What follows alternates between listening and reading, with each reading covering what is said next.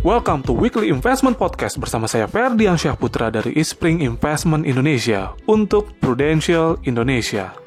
Obligasi adalah surat utang jangka menengah maupun jangka panjang yang dapat diperjualbelikan.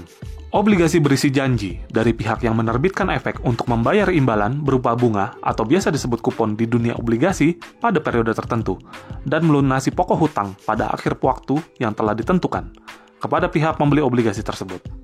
Obligasi berisi janji dari pihak yang menerbitkan efek untuk membayar imbalan berupa bunga atau biasa disebut kupon di dunia obligasi pada periode tertentu dan melunasi pokok hutang pada akhir waktu yang telah ditentukan kepada pihak pembeli obligasi tersebut.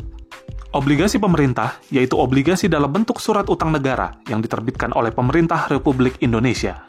Pemerintah menerbitkan obligasi dengan kupon tetap, obligasi dengan kupon variabel, dan obligasi dengan prinsip syariah atau biasa disebut sukuk negara. Obligasi lainnya yang juga diterbitkan oleh pemerintah adalah obligasi retail yang sama dengan surat utang negara, namun dengan nominal yang kecil agar dapat dibeli oleh nasabah perorangan.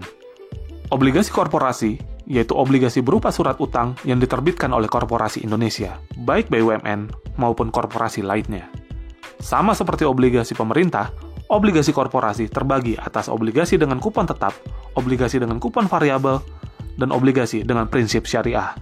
Obligasi korporasi umumnya telah diperingkat oleh lembaga pemeringkat sesuai dengan kekuatan keuangan korporasi tersebut untuk membayar kewajibannya. Namun, ada juga obligasi korporasi yang tidak diperingkat.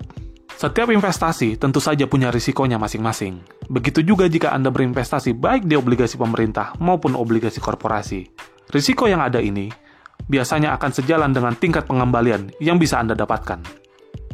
Obligasi korporasi memiliki peringkat risiko yang lebih tinggi apabila dibandingkan dengan obligasi pemerintah. Risiko ini tergantung pada jenis usaha, kondisi pasar, dan peringkat perusahaan penerbit obligasi tersebut. Semakin tinggi risiko pada suatu obligasi korporasi, maka akan semakin tinggi perbedaan imbal hasilnya dengan obligasi pemerintah yang dinilai bebas risiko. Semoga dengan memahami perbedaan risiko dan potensi imbal hasil antara obligasi pemerintah dan obligasi korporasi dapat membantu Anda mengambil keputusan investasi yang tepat dalam mencapai tujuan investasi Anda. Demikian Weekly Investment Podcast dari Eastspring Investment Indonesia untuk Prudential Indonesia. Semoga bermanfaat dan salam investasi.